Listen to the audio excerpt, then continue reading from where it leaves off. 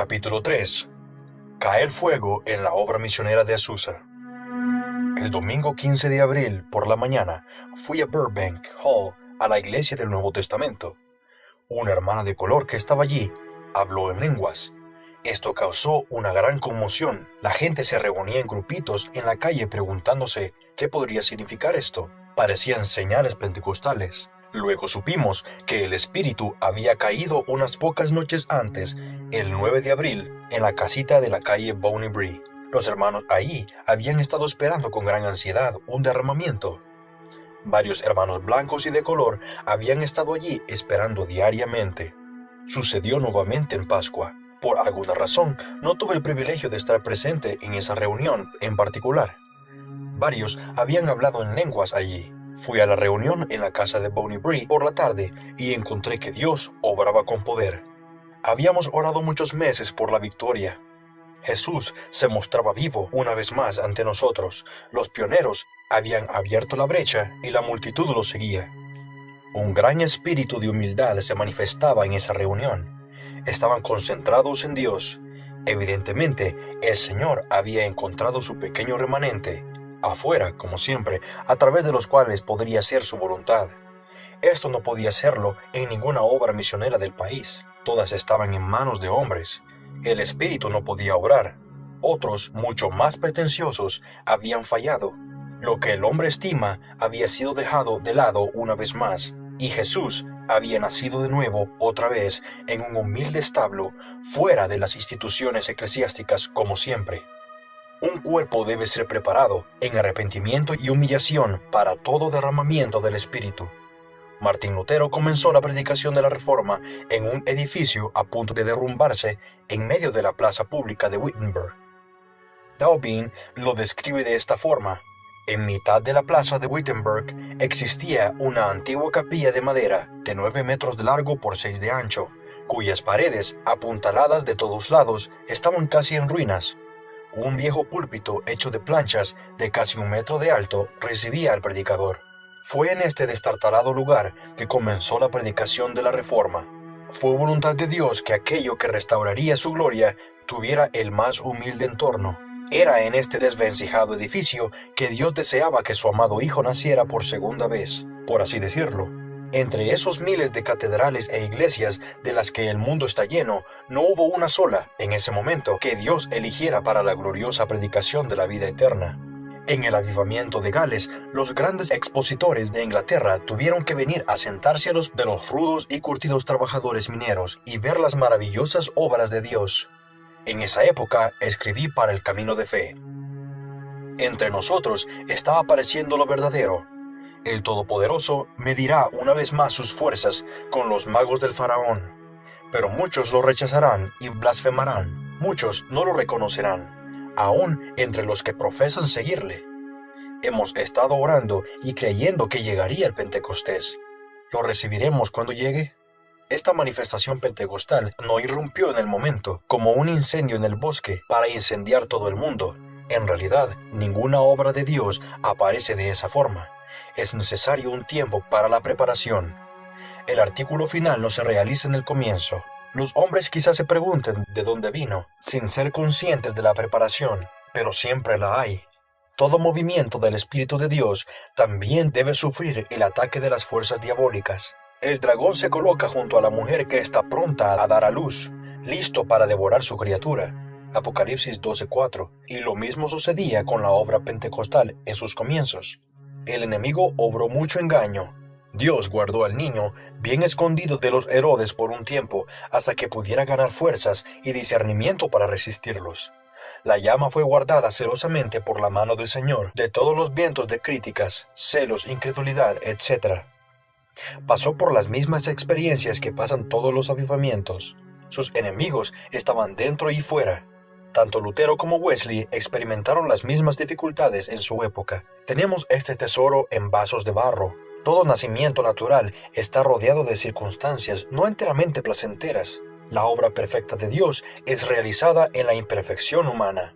Somos criaturas caídas, entonces, ¿por qué esperar una manifestación perfecta de este caso? Estamos volviendo a Dios. John Wesley escribe de su época. Casi tan pronto como me fui, 2 o 3 comenzaron a tomar sus imaginaciones como impresiones venidas de Dios. Mientras tanto, una inundación de reproches me llegaba casi desde cada rincón. No os alarméis de que Satanás siempre siembra cizaña entre el trigo de Cristo. Siempre ha sido así, especialmente en todo mover admirable del Espíritu, y siempre lo será, hasta que el diablo sea encadenado por 1000 años. Hasta entonces, siempre seguirá imitando e intentará contrarrestar la obra del Espíritu de Cristo. Taubige ha dicho, un movimiento religioso casi siempre excede la justa moderación. Para que la naturaleza humana pueda avanzar un paso, sus pioneros deben dar mucho. Otro escritor sostiene, recordemos que la doctrina de la justificación por fe retornó con Lutero acompañada de extravagancia y fanatismo. La maravilla fue no que Lutero tuviera el coraje de enfrentar al Papa y a los cardenales, sino que tuviera el coraje de sobreponerse al desprecio que sus propias doctrinas trajeron sobre él, tal como eran expuestas y exhibidas por sus fanáticos propulsores. Recordemos el escándalo y la ofensa que se manifestaron durante el avivamiento de la piedad del corazón con Wesley. Lo que denunciamos como error puede ser la refracción de alguna gran verdad por debajo del horizonte. John Wesley mismo oró una vez, después que el avivamiento había casi muerto. Oh Señor, envíanos el antiguo avivamiento sin los defectos, pero si no puede ser así, envíalo con sus defectos. Debemos tener el avivamiento. Adam Clarke dijo, la naturaleza y Satanás siempre se mezclan en la mayor medida posible con la obra del Espíritu, para desacreditarla y destruirla. Sin embargo, en los grandes avivamientos religiosos es casi imposible evitar que el fuego impuro se mezcle con el verdadero fuego. El Dr. Seuss sostiene que nunca realmente ha habido un planteo de Dios en la tierra que no haya recibido también semillas de Satanás, ni un crecimiento de Cristo con el que no se hayan mezclado los brotes del maligno para hacer obstáculo a aquel. Quien se propone encontrar la iglesia perfecta en la cual no haya elementos espurios ni desfiguraciones, se propone una tarea imposible. Otro autor dice, en las diversas crisis que han ocurrido en la historia de la iglesia, los hombres que han salido al frente han sido quienes manifestaban una santa temeridad que dejaba atónitos a sus compañeros. Cuando Lutero clavó sus tesis en la puerta de la catedral de Wittenberg, los hombres cautos se escandalizaron de su audacia. Cuando John Wesley ignoró todas las restricciones y el decoro de la iglesia y predicó en los campos y en las calles apartadas, los hombres declararon que su reputación estaba arruinada. Así ha sido en todas las épocas, cuando la condición religiosa de un tiempo requirió de hombres que estuvieran dispuestos a sacrificar todo por Cristo. La demanda creó la oferta y siempre ha habido unos pocos que estaban dispuestos a ser considerados osados por el Señor. Una audacia total en cuanto a las opiniones de los hombres y otras consecuencias es la única actitud que puede satisfacer las exigencias de los tiempos presentes. Dios encontró su Moisés en la persona del hermano Smell para guiarnos en el cruce del Jordán, pero eligió al hermano Seymour como nuestro Josué para llevarnos a la tierra prometida. El domingo 15 de abril, el Señor me llamó a celebrar 10 días de oración especial. Yo sentía una gran carga, pero no tenía idea de lo que Él tenía en mente en realidad. Pero Él tenía una obra para mí y quería prepararme para ella. El miércoles 18 de abril se produjo el terrible terremoto de San Francisco que devastó también las ciudades y los campos aledaños. No menos de 10,000 personas perdieron la vida en San Francisco solamente.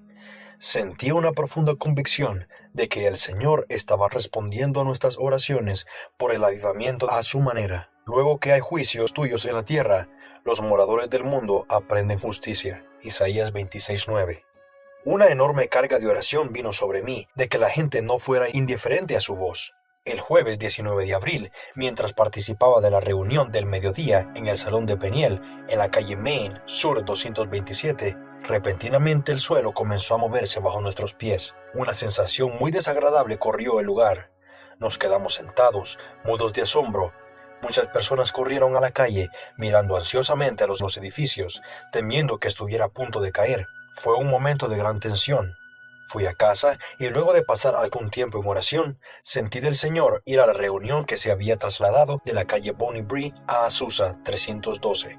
Aquí había alquilado un viejo edificio que había sido un templo metodista en el centro de la ciudad que hacía mucho tiempo que no se utilizaba para reuniones. Se había convertido en un depósito de trastos y materiales viejos.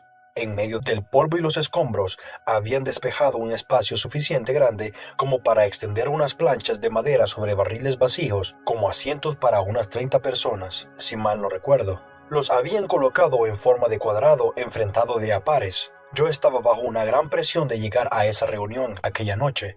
Era mi primera visita a la iglesia de Azusa. La madre Witten, que vivía con nosotros, vino conmigo. Andaba tan lentamente que me costaba esperarla. Siempre he sido un lobo solitario por esta misma razón. Mi tiempo no me pertenece. Yo soy siervo de Dios. Los asuntos del rey requieren prisa. No podemos esperar todo el día para que alguien que ni tiene la orden ni siente la necesidad se prepare. A nadie saludéis por el camino. Los asuntos de Dios son importantes. Él requiere obediencia. De esta manera, también nos mantenemos fuera del camino de los demás. Hay demasiadas cosas en juego como para fallarle a Dios. Que aquellos que no tienen mensaje alguno se tomen su tiempo y lleguen después. El diablo puede usarlos muchas veces en gran manera para obstaculizar a quienes sí lo tienen.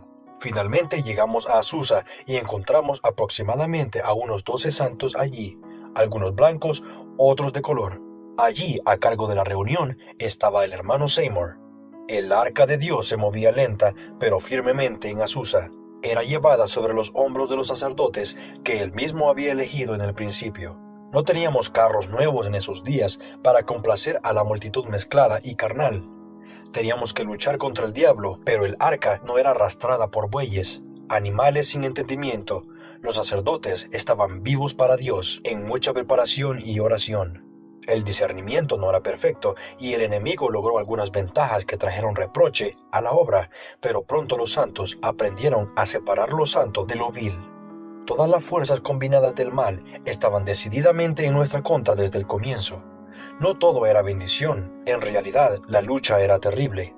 El diablo rebuscaba en la tierra por ver si hallaba espíritus retorcidos para destruir la obra, si fuera posible, como siempre. Pero el fuego ya no podía ser controlado. Fuertes santos estaban reunidos para recibir la ayuda del Señor.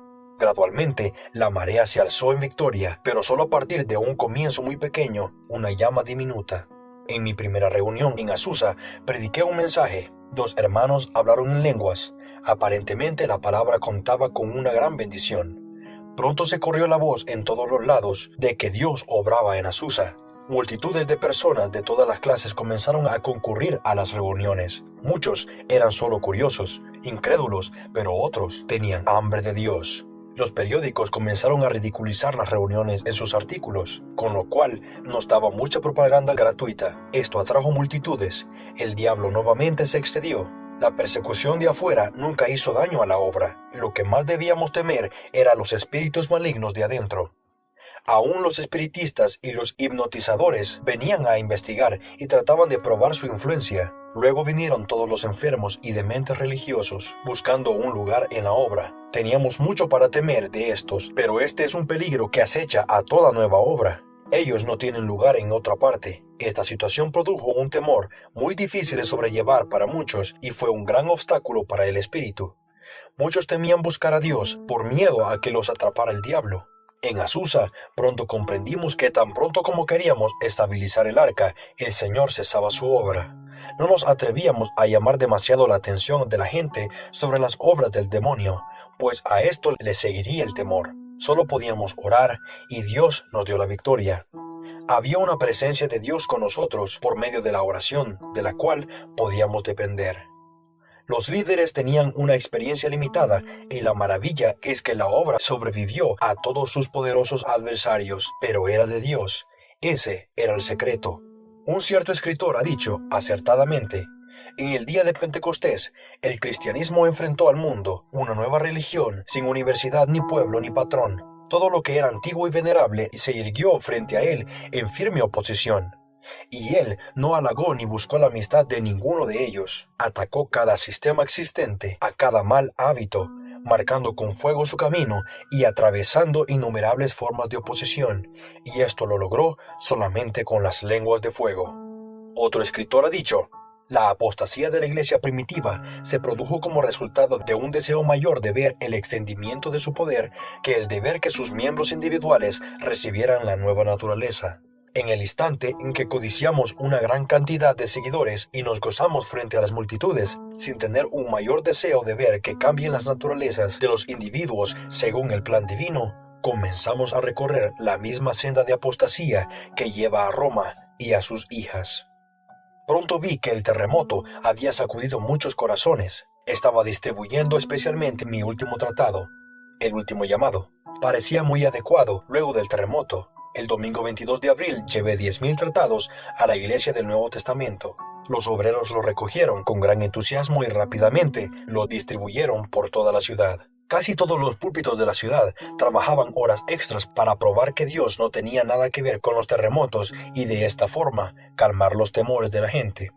El Espíritu trataba de golpear a los corazones con su convicción por medio de este juicio. Yo me sentía indignado de que los predicadores pudieran ser tan utilizados por Satanás como para tratar de ahogar la voz de Dios, así como luego los usó para provocar odio y muertes durante la Gran Guerra. Aún los maestros de las escuelas trataban duramente para convencer a los niños de que Dios no tenía relación alguna con los terremotos. El diablo hacía mucha propaganda en este sentido. Yo había orado mucho desde que se produjo el terremoto y dormía poco. Después de la sacudida de los ángeles, el Señor me dijo decididamente que tenía un mensaje para el pueblo. El sábado siguiente me dio parte de él. El resto me lo dio el lunes. Terminé de escribir a la 1:30 del martes. Listo para llevarlo a la imprenta, me arrodillé ante el Señor y Él vino a mí con gran poder, dando un poderoso testimonio de que el mensaje venía de Él. Debía ser impreso en la mañana. Desde ese momento hasta las 4 de la madrugada me sobrevino un maravilloso espíritu de intercesión. Parecía que sentía la ira de Dios contra el pueblo y la resistencia en oración. Él me mostró que estaba terriblemente acongojado por la obstinación de su pueblo ante su juicio por el pecado. San Francisco era una ciudad tremendamente malvada. Él me mostró que todo el infierno se movilizaba para ahogar su voz del terremoto, si ello fuera posible. El mensaje que se me había dado debía contrarrestar esta influencia. Los hombres habían negado su presencia en el terremoto. Ahora él hablaría. Era un mensaje terrible el que me había dado. Yo no debía discutir el asunto con ningún hombre, sino simplemente darles el mensaje. Ellos respondían ante él. Sentí que el infierno entero se me oponía en esto, y así fue. Me fui a dormir a las 4, me levanté a las 7 y corrí con el mensaje hacia la imprenta. La pregunta que angustiaba a todos los corazones era, ¿lo hizo Dios? Pero el instinto les decía a los hombres inmediatamente que así era. Aún los malvados tenían conciencia de este hecho. El tratado quedó listo rápidamente. El mismo día ya estaba en la imprenta y para el mediodía siguiente recibí la primera partida. Yo sentía que debía apresurarme y hacerlos llegar a la gente lo antes posible. Recordé que los 10 días de oración a los que el Señor me había llamado terminaron exactamente el día que recibí el primer tratado. Ahora lo comprendía todo perfectamente. El enemigo trató de poner impedimentos, destrozando parte de los tipos de la imprenta. Yo le había advertido de esto al imprentero, pero el problema se superó rápidamente, por lo que no constituyó una pérdida de tiempo. Distribuí el mensaje con rapidez en las obras misioneras, iglesias, tabernas y negocios, en realidad, en todas partes, tanto en Los Ángeles como en Pasadena. Además, envié por correo miles a obreros de las ciudades cercanas para que los distribuyeran. Todo el emprendimiento era una obra de fe. Comencé sin $1, pero Dios proveyó el dinero a medida que lo iba necesitando. Trabajé durante día tras día. El hermano Otterman y su esposa distribuyeron los tratados en San Diego. Se necesitaba coraje para hacerlo. Muchos se airaban al leer el mensaje. Fui con ellos a todos los bares de Los Ángeles. Todo el infierno estaba conmovido. Un hombre me siguió por la calle gritando como un maniático. Entró tras mí en un negocio para atacarme, pero el Señor me protegió. Entonces el hombre rompió en pedazos el tratado públicamente para mostrar su odio. Muchos tiraban el mensaje al suelo con ira para levantarlo después y leerlo nuevamente. Parecía que Dios lo adhería a ellos. Lo más triste era que casi todos los predicadores trabajaban con el enemigo en este asunto. Pero yo solo les daba la palabra de Dios sobre los terremotos. Pedí los tratados en paquetes de 25,000. La gente estaba tan molesta conmigo que contrataron a un policía para que me siguiera los pasos. Pero el Espíritu me advirtió y lo vi venir, por lo que pude escabullirme. Él hubiera detenido la circulación de mi escrito antes de que yo hiciera la obra. Sentía todo el odio del infierno desatándose contra mí. Pero Dios me dio valor para la tarea. Cientos fueron distribuidos en Santa Bárbara. Un inspector me detuvo cuando estaba repartiéndolos en un coche que iba a Pasadena. Aunque la gente estiraba las manos para tomarlos, me amenazó con echarme del coche. El diablo estaba enfurecido. Llegaban pedidos de miles de tratados desde las ciudades del sur de California, y yo se los enviaba por correo. Todos tenían curiosidad por leer el tratado, aunque a la mayoría les quemaba en las manos como fuego. Algunas veces la gente que iba en los coches se conmovía tanto que se bajaban antes de llegar a su destino. Mi misma presencia parecía traer convicción a muchos. Mi alma estaba sumergida en oración. El mensaje llevó consternación a miles de almas. Nunca he escrito algo que tuviera tanta influencia. Dios envió al hermano Bowmer desde Pasadena para ayudarme. Él se quedaba afuera, orando, mientras yo entraba a las tabernas para repartir los folletos. Algunas veces la gente se enfurecía tanto que querían matarme. Después de las noticias de San Francisco, la actividad comercial estaba paralizada. Esto, en cierta medida, explicaba la influencia que tenía mi escrito. La presión en mi contra era terrible. Todo el infierno se revolvía a mi alrededor para tratar de detener el mensaje, pero jamás desmayé. Sentí la mano de Dios continuamente sobre mí en este asunto. La gente estaba atónita de ver lo que Dios decía sobre los terremotos. Él me envió a varias reuniones con mensajes de exhortación a arrepentirse y a buscarle. En la iglesia de Azusa tuvimos un tiempo de gran poder. Una hermana de color habló y cantó en lenguas. La misma atmósfera del cielo estaba allí. El 11 de mayo, domingo, terminé de distribuir el tratado sobre el terremoto. Entonces, repentinamente, la carga se apartó de mí. Mi trabajo estaba concluido. 75,000 habían sido publicados y distribuidos en Los Ángeles y el sur de California en menos de 3 semanas. En Oakland, el hermano Manley, por voluntad propia, había impreso y distribuido más de 50,000 más en las ciudades de la bahía y los alrededores, en aproximadamente el mismo periodo. Los siguientes son algunos extractos del tratado. Pero, ¿qué tiene Dios que ver con los terremotos? Luego que hay juicios tuyos en la tierra, los moradores del mundo aprenden justicia. Isaías 26:9. Él arranca los montes con su furor y no saben quién los trastornó. Él remueve la tierra de su lugar y hace temblar sus columnas. Job 9:5-6. Los montes tiemblan delante de él y los collados se derriten. La tierra se conmueve a su presencia y el mundo y todos los que en él habitan. Su ira se derrama con fuego y por él se hienden las peñas. Nahum 1:5-6. Y castigaré al mundo por su maldad y a los impíos por su iniquidad, porque haré estremecer los cielos y la tierra se moverá de su lugar en el día del ardor de su ira. Isaías 13:11-13. La tierra fue conmovida y tembló. Se conmovieron los cimientos de los montes y se estremecieron porque se indignó él. Humo subió de su nariz y de su boca fuego consumidor. Tronó en los cielos Jehová y el Altísimo dio su voz. Entonces aparecieron los abismos de las aguas y quedaron al descubierto los cimientos del mundo. A tu reprensión, oh Jehová, por el soplo del aliento de tu nariz. Salmo 18. He aquí que Jehová vacía la tierra y la desnuda, y trastorna su faz, y hace esparcir a sus moradores, y temblarán los cimientos de la tierra. Será quebrantada de toda la tierra, enteramente desmenuzada será la tierra, en gran manera será la tierra conmovida. Temblará la tierra como un ebrio, y será removida como una choza, y se agravará sobre ella su pecado. Isaías 24, 1, 18 y 20. Por Jehová de los ejércitos será visitada, con terremotos y con gran ruido, y llama de fuego consumidor. Isaías 29:6. Y se meterán en las cavernas de las peñas por la presencia temible de Jehová, cuando él se levante para castigar la tierra. El séptimo ángel derramó su copa por el aire, y entonces hubo un terremoto. Apocalipsis 16, 17, 18. ¿Diréis que no hay Dios en los terremotos? John Wesley dijo, de todos los juicios que el justo Dios inflige sobre los pecadores aquí, el más temible y destructivo es un terremoto, tomado del Tratado sobre el Terremoto, abril 1906. El terremoto de San Francisco fue, sin duda, la voz de Dios para el pueblo de la costa del Pacífico. Fue usado poderosamente para producir convicción para el período de gracia post-avivamiento. En los primeros días de Azusa, tanto el cielo como el infierno parecían haber llegado a la ciudad. Los hombres estaban a punto de quebrantarse, la convicción pesaba sobre la gente, saltaban de ira en las calles, casi sin provocación. Un límite parecía haber sido establecido alrededor de la iglesia de Susa por el Espíritu Santo.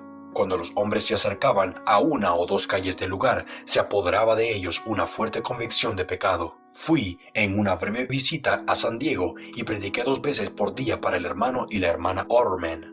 El Señor bendijo mi ministerio y el cambio fue una bendición. Luego de la enorme presión que había soportado, le había pedido al Señor que proveyera el dinero para el viaje, si deseaba que yo fuera, y lo hizo. Ahora estábamos en junio. Al volver a casa, distribuí folletos en el campamento de la Iglesia Metodista Libre. Le pedí $10 al Señor y me dio 20. La obra se aclaraba y se fortaleció en Azusa. Dios obraba con poder. Parecía que todos debían ir a Azusa. Llegaban misioneros de África, India y las islas del mar. Predicadores y obreros habían cruzado el continente y habían llegado de distantes islas con un irresistible llamado a los ángeles. Untadme, mis santos. Salmo 50, 1-7. Habían venido para el Pentecostés, aunque pocos lo sabían. Era un llamado de Dios. Reuniones de la santidad, carpas y obras misioneras debido a la poca asistencia. Su gente estaba ahora en Azusa.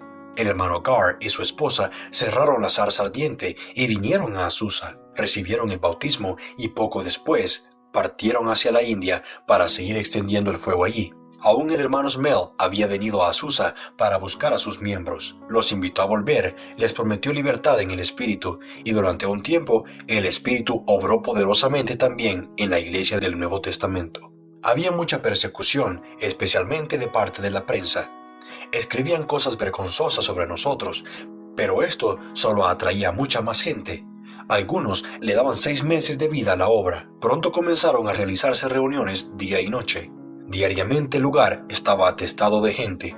El edificio completo, abajo y arriba, había sido despejado y acondicionado. Había mucha más gente blanca que de color. La línea de color había sido borrada por la sangre. Burrell, traductor del Nuevo Testamento, declaró que la obra misionera de Azusa había redescubierto la sangre de Cristo para la iglesia en ese momento. Se hacía un gran énfasis en la sangre para la limpieza, etc. Se presentaba un elevado modelo para una vida santa. Porque vendrá el enemigo como río, mas el Espíritu de Jehová levantará bandera contra él.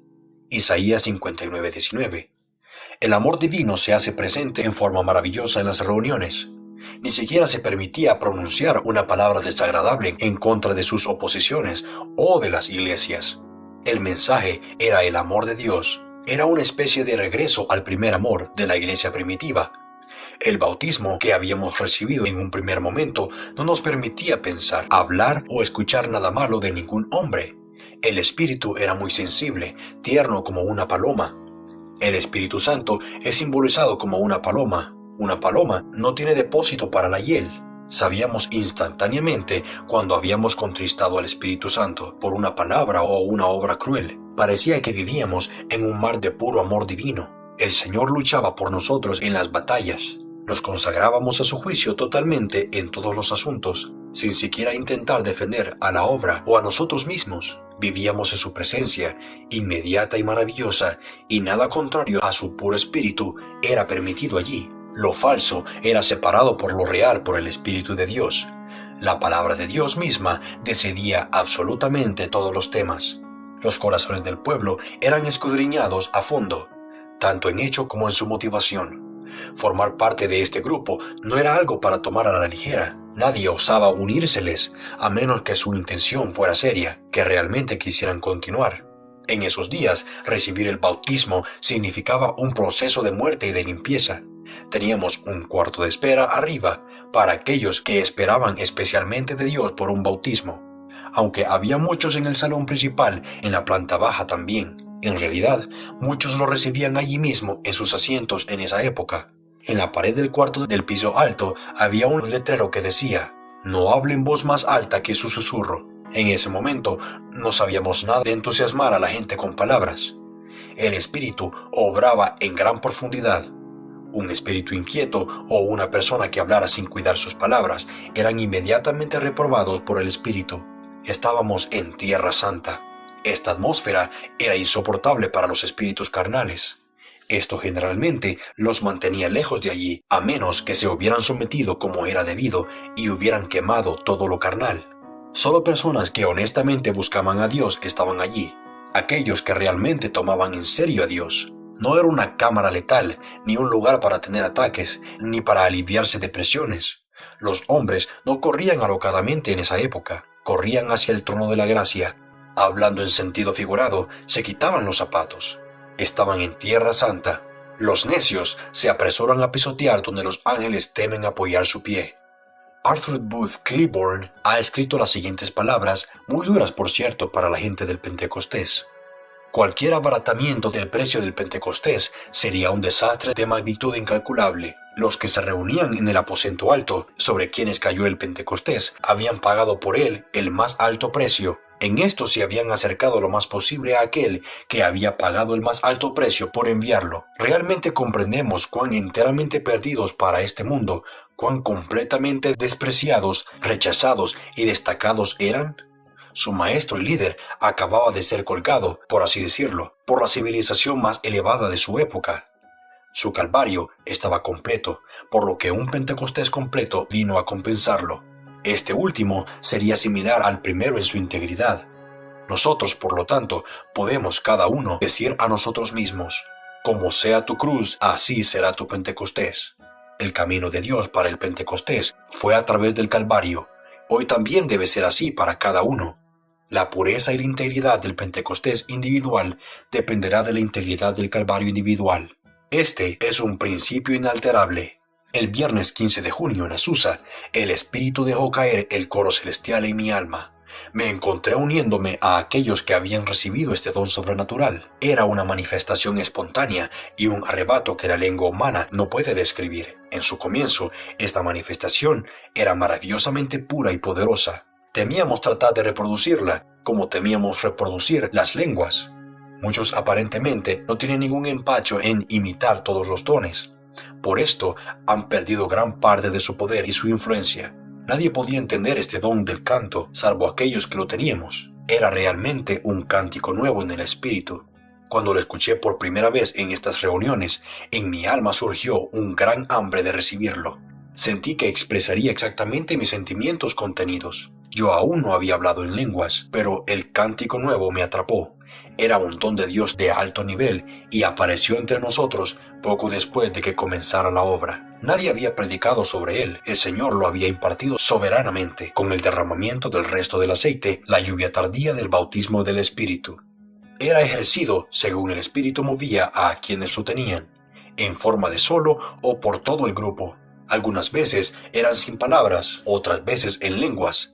El efecto sobre la gente era maravilloso, producía una atmósfera celestial, como si los ángeles mismos se hicieran presentes y se unieran a nosotros. Y posiblemente así fuera. Parecía aquietar a todas las críticas y la oposición, y era difícil, aún para las personas muy malvadas, ridiculizarlo o negarlo. Algunos han condenado este cántico nuevo sin palabras, pero ¿no fue el sonido dado antes que el lenguaje? ¿No hay acaso inteligencia sin lenguaje? ¿Quién compuso la primera canción? ¿Debemos siempre seguir la obra compuesta por algún hombre? Adoramos demasiado la tradición. El hablar en lenguas no sigue ninguna sabiduría ni comprensión humana. Entonces, ¿por qué no un don del cántico? Es verdaderamente una contraposición a las canciones de jazz de nuestros días, y quizá haya sido dado con ese propósito. Pero algunos de los viejos himnos también son muy buenos para cantar. No debemos despreciarlos ni tratarlos a la ligera. Alguien ha dicho que cada fresco avivamiento trae su propia himnología. Este sí lo hizo. Al comienzo en Azusa no teníamos instrumentos musicales. En realidad no teníamos la necesidad de tenerlos. No había lugar para ellos en nuestra adoración. Todo era espontáneo. Ni siquiera cantábamos con himnarios. Cantábamos todos los himnos antiguos y bien conocidos de memoria, motivados por el Espíritu de Dios. Ha llegado el Consolador. Era posiblemente uno de los que cantábamos con más frecuencia. Lo cantábamos desde una fresca y profunda experiencia de nuestro corazón. Oh, cómo nos llenaba y nos conmovía el poder de Dios. También las canciones que hablaban de la sangre gustaban mucho. En la sangre está la vida. Sinaí, Calvario y Pentecostés, todos tenían su debido lugar en la obra de Azusa, pero el cántico nuevo es una composición totalmente diferente, no humana. No puede falsificarse, el cuervo no puede imitar a la paloma, pero finalmente comenzaron a menospreciar este don, cuando el espíritu humano se hizo fuerte una vez más. Lo echaron fuera con himnarios y con canciones elegidas por los líderes.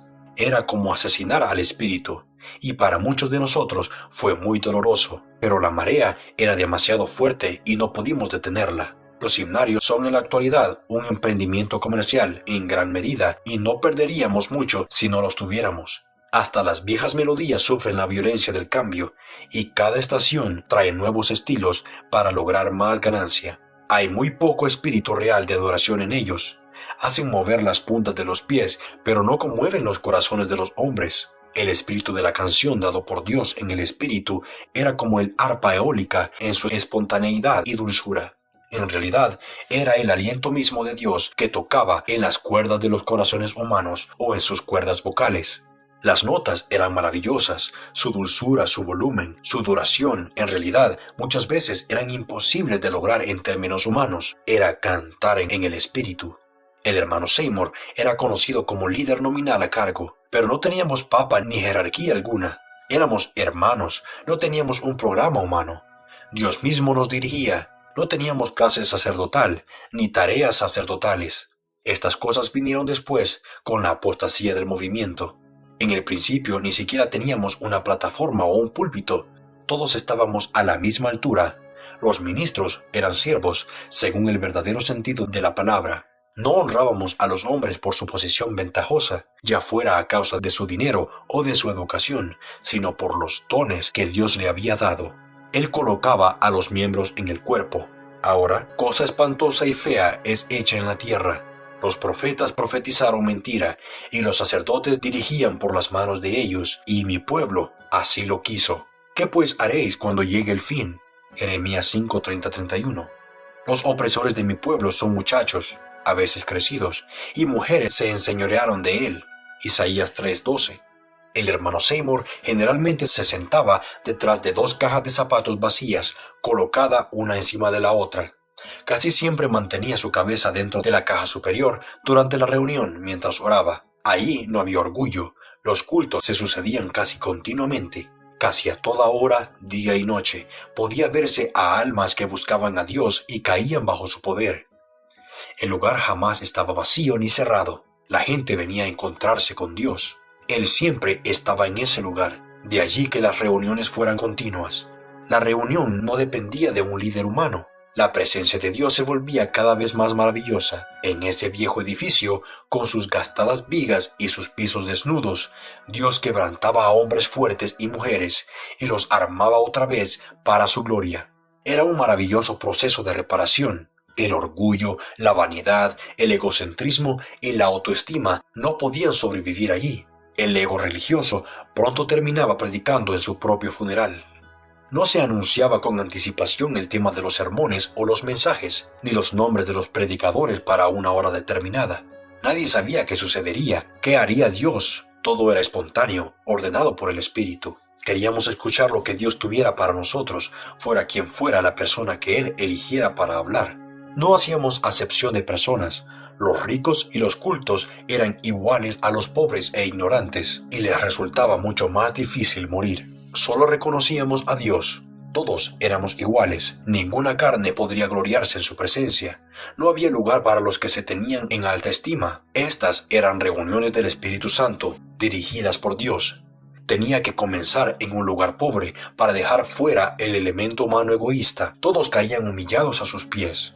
Todos eran iguales y tenían todas las cosas en común, al menos en ese sentido. Las vigas del techo eran bajas. Los que eran altos debían agacharse. Cuando llegaban a Azusa, estaban humillados, listos para recibir la bendición. Así, el alimento estaba colocado para que lo alcanzaran los corderos, no las jirafas. Todos podían llegar a él.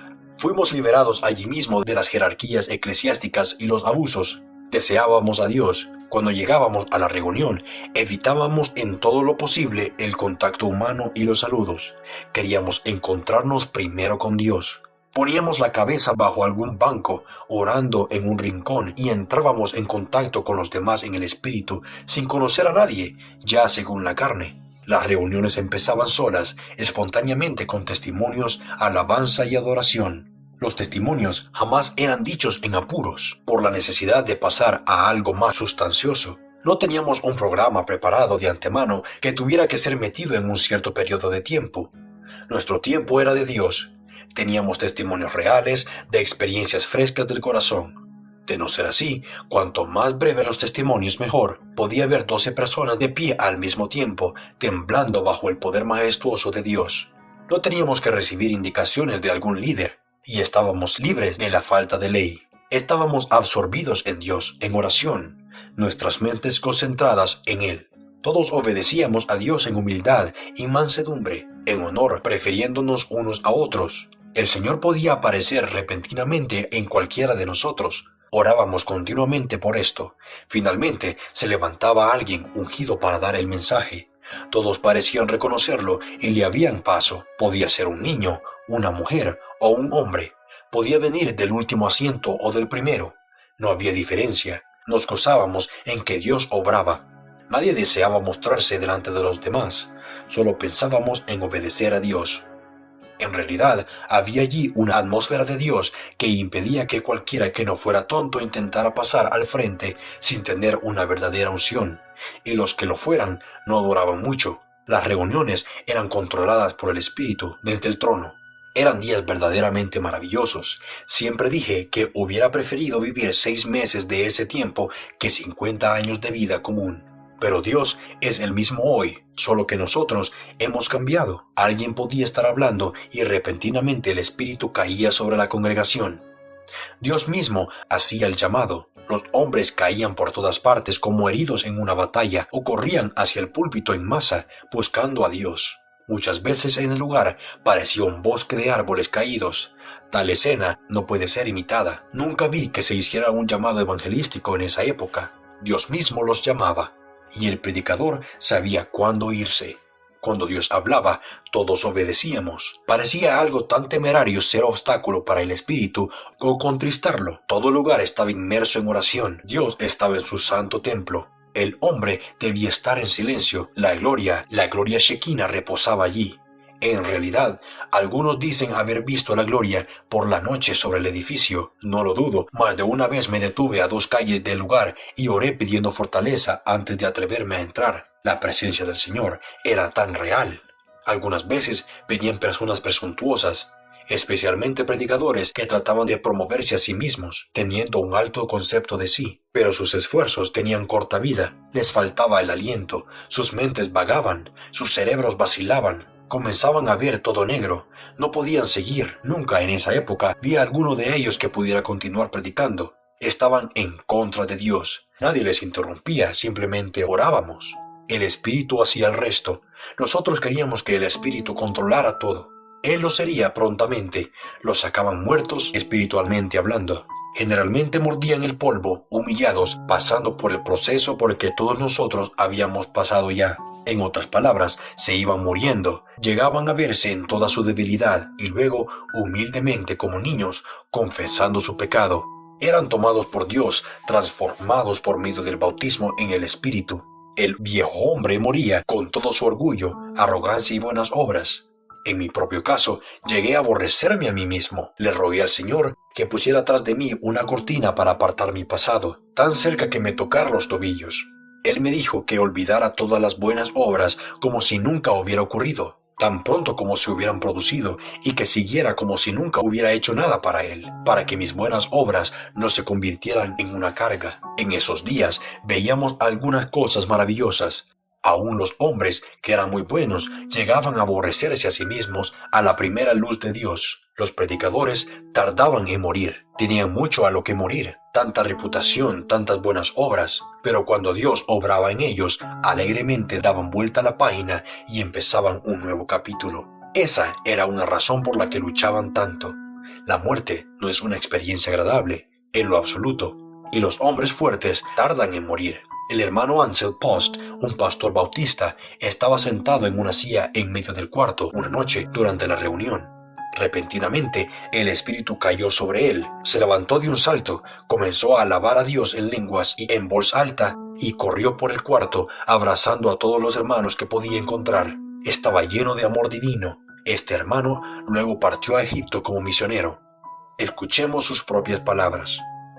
Repentinamente, como en el día de Pentecostés, mientras estaba sentado a menos de 4 metros de distancia del predicador, el Espíritu Santo cayó sobre mí y literalmente me llenó. Pareció que me elevaba, porque en un instante estuve en el aire, gritando, «Alabado sea Dios», y hablando en otro idioma. No me hubiera sorprendido más si en aquel momento alguien me hubiera entregado $1.000.000. Ansel Post, en Camino de Fe. Después de que el hermano Smell invitó a su gente a volver a su iglesia, prometiéndoles libertad en el espíritu, escribí en Camino de Fe lo siguiente: la iglesia del Nuevo Testamento recibió ayer su Pentecostés. Tuvimos un tiempo maravilloso. Hombres y mujeres quedaron postrados bajo el poder en todo el salón. Una atmósfera celestial inundó el lugar. Hubo cánticos como nunca hemos escuchado antes. Era verdaderamente melodías del cielo. Parecía provenir directamente del trono de Dios. 22 de junio de 1906. En El Cosechador Cristiano escribí en esa misma fecha: en la iglesia del Nuevo Testamento, una joven muy refinada quedó postrada en el suelo durante varias horas, mientras por momentos las más celestiales melodías brotaban de sus labios, se elevaban hacia el trono y luego morían en una melodía casi no terrenal. Cantaba: «Alabado sea Dios, alabado sea Dios». En todo el cuarto, hombres y mujeres lloraban. Un predicador estaba tendido en el suelo, muriendo. El Pentecostés ha llegado en toda su plenitud.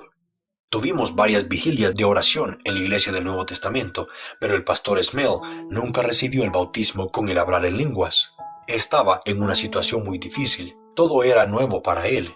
El diablo intentaba todo lo posible para traer descrédito a la obra y destruirla. Enviaba espíritus malignos entre nosotros para amedrentar al pastor y hacer que rechazara todo. Pero el hermano Smell era el Moisés de Dios que debía llevar a la gente hasta el Jordán, aunque él mismo no lo cruzaría.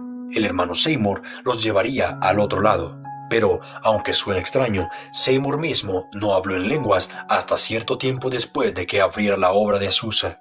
Muchos de los santos entraron antes que él. Todos los que recibían este bautismo hablaban en lenguas. Muchos estaban atónitos en los comienzos de Azusa por la naturaleza de los instrumentos que fueron utilizados. En Camino de Fe escribí lo siguiente: alguien ha dicho que no es el hombre que pueda construir la tea más grande, sino el que puede encenderla, quien prenderá el fuego al país. Dios no puede esperar que aparezca un instrumento perfecto. Si fuera así, aún estaría esperando.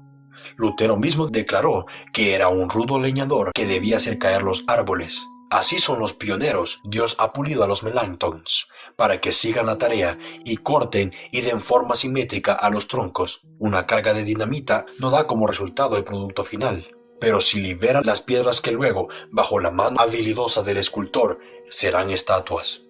En esa época de Lutero, muchos altos dignatarios de la Iglesia romana estaban convencidos de la necesidad de una reforma y de que él estaba en el camino cierto, pero declararon con estas mismas palabras que jamás sentirían que esta nueva doctrina surgiera de ese rincón, que fuera un monje, un pobre monje, el que intentara reformarlos a todos, decían ellos, es lo que no podían tolerar.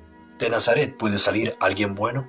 La humanidad caída es algo tan peculiar, por decirlo de alguna manera, tan destruido que es muy imperfecto.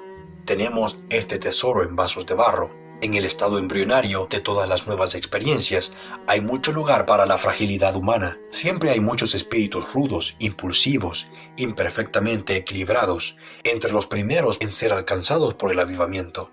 En ese momento, nuestra comprensión del Espíritu de Dios es tan limitada que podemos llegar a cometer un error, a veces no reconociendo todo lo que verdaderamente puede ser de Dios. Podemos entender plenamente solo en la medida que poseemos el Espíritu. El juicio rápido siempre es peligroso. No juzguéis nada antes de tiempo. El grupo de Azusa que abrió la brecha era como el ejército de Gedeón que limpió el camino a la victoria para los que venían atrás. Una vez más, en Camino de Fe, el 1 de agosto de 1906, escribí: el Pentecostés ha llegado a Los Ángeles, la Jerusalén estadounidense.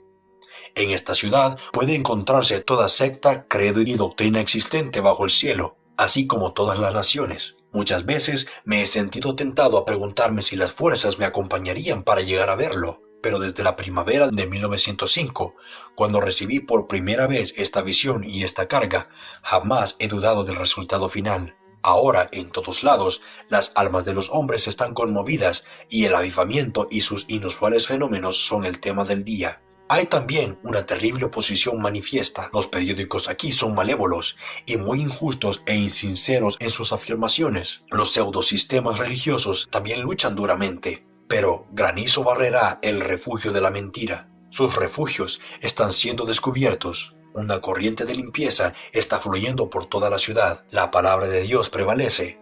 La persecución es dura. Ya la policía ha sido convocada para irrumpir en las reuniones. Los espíritus fanáticos, de los que hay muchos en la ciudad, también ponen muchos obstáculos a la obra. Es Dios contra el diablo en una batalla de enormes proporciones. Poco podemos hacer más que mirar hacia adelante y esperar. El mismo Espíritu Santo lleva la delantera, dejando a un lado, en gran parte, todo liderazgo humano. Y pobre del hombre que se interponga en su camino, tratando egoístamente de controlar o dictaminar.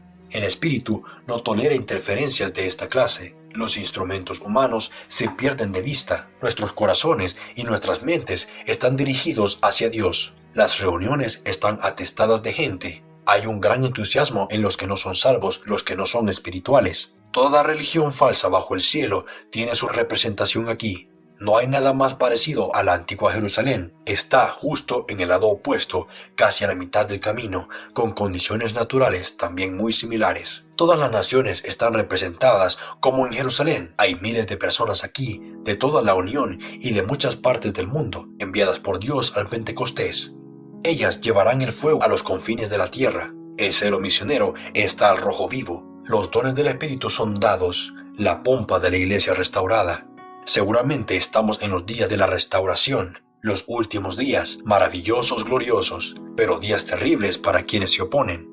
Son días de privilegio, responsabilidad y peligro. Se están echando fuera demonios, sanando enfermos, muchos están siendo salvos, restaurados y bautizados con el Espíritu Santo y poder. Están formándose héroes, los débiles son hechos fuertes en el Señor.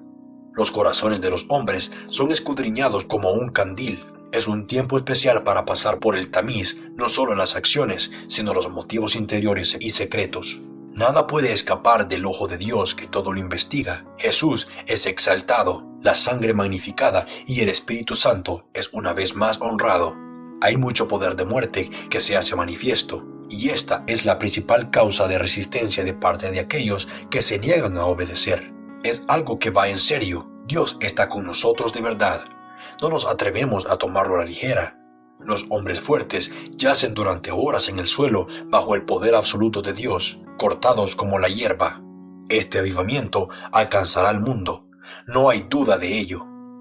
Frank Battleman, Camino de Fe, agosto de 1906. El mensaje a las iglesias de Evan Roberts fue expresado por él con las palabras de un antiguo poema. Mientras el fuego de Dios caiga, mientras la voz de Dios llame, hermanos, busquemos la llama. Mientras la antorcha de Dios arda, consumiendo los débiles intentos humanos, cristianos, busquemos la llama. Mientras el Espíritu de Dios convenza, reemplazando a los métodos humanos, siendo Él mismo la llama, mientras el poder venza endurecidos corazones, trae el tuyo, ríndete a Él, para tener la llama. Porque el mundo por fin despierta y bajo su hechizo brota como viva llama, y vuestro glorioso Señor busca corazones humanos para levantar a los que duermen, encendidos con celestial llama. Si por completo te rindes y trabajas por Cristo, recuerda, debes tener la llama. Por los que están heridos y mueren, por los que yacen en tinieblas, debes tener la llama. Por amor de Cristo en gloria, por la continuación de la historia, debemos tener la llama. Oh alma mía, para refinarte, para que brilles más clara y fulgarmente, no pierdas la llama. Confiando en el Espíritu Santo, confiando sin tratar de seguir tu propio camino, tendrás la llama. Hermanos, dejemos de soñar y mientras la marea de Dios fluye, tendremos la llama. Escribí un breve tratado en junio de 1906, del cual extraigo lo siguiente. Una vez que la oportunidad pasa, se pierde para siempre. Hay un momento en que la marea pasa impetuosa junto a nuestra puerta. Podemos entonces echarnos en ella y ser llevados a bendición gloriosa, suceso y victoria. Quedarnos de pie junto a la orilla, temblando de timidez o paralizarnos de estupor en ese momento, es perder todo y fallar miserablemente, tanto en este tiempo como para la eternidad. Oh, nuestra responsabilidad. La poderosa marea de la gracia y el favor de Dios ahora pasa a raudales a nuestro lado, en un curso guiado por la oración. Hay un río de salvación que fluye y alegra la ciudad de Dios. Salmo 46:4. Es hora de reunirnos, de zambullirnos en él, individual y colectivamente. Somos bautizados por un espíritu en un cuerpo. 1 Corintios 12:13. Dejemos a un lado todas las contiendas y divisiones humanas que nos separan unos a otros y de Dios. Si somos de su cuerpo, somos de un cuerpo. La oportunidad de nuestras vidas de todos los siglos está a nuestra puerta. Podemos ganarla o perderla para toda la eternidad. No hay tiempo para dudar. Actúa rápidamente para que otro no te quite la corona. Oh Iglesia de Cristo, despierta, sé bautizada con poder. Luego corre a rescatar a otros y a encontrarte con tu Señor. Frank Battleman. Si el anticristo está presto a realizar su más poderosa y maligna demostración, ¿no debería la Iglesia confrontarlo con potentes muestras del poder salvador del Espíritu? A. B. Simpsons dijo, debemos dar testimonio antes de que el Señor vuelva de verdaderas lenguas como las del Pentecostés, por medio de las cuales los paganos escuchen en sus propios idiomas las maravillas de Dios, y esto quizás en una escala cuyo alcance apenas hayamos soñado. Miles de misioneros yendo en una última y poderosa cruzada de un cuerpo unido de creyentes en el punto de partida a llevar pronto testimonios del Señor crucificado que viene a todas las naciones.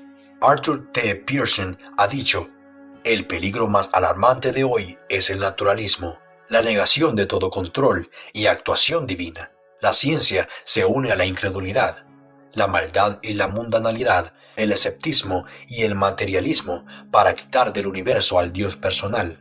Este giro hacia el materialismo y el naturalismo demanda como único correctivo posible a lo sobrenatural. En el tiempo de Enoc, el pecado humano estaba convirtiendo a muchos en ateos, y Dios le llevó en espíritu, alma y cuerpo para que los hombres se quedaran atónicos frente a una prueba del ser divino y de un mundo invisible. En la época de Elías, la apostasía generalizada sufrió la reprensión del descenso de caballos y carrozas de fuego, y si alguna vez los hombres necesitaron ser confrontados con frutos de poder superiores a lo natural, con un Dios que vive y está detrás de todas las fuerzas y los sistemas que Él controla, que responde a la oración, que guía en su providencia y que convierte por su gracia, es ahora. Oh, nuestra debilidad. Que el Señor nos ayude a volver a las experiencias del Pentecostés. Cuando venga el Hijo del Hombre, ¿hallará fe en la tierra? La presencia de Dios en la iglesia pondrá fin a la infidelidad. Los hombres no dudarán de su palabra cuando sientan su espíritu. Por miles de razones, necesitamos que Jehová venga a nuestro campamento, así como en los tiempos primeros Él visitó y liberó a su pueblo de la esclavitud en Egipto. Mensaje de Spurgeon en su lecho de muerte.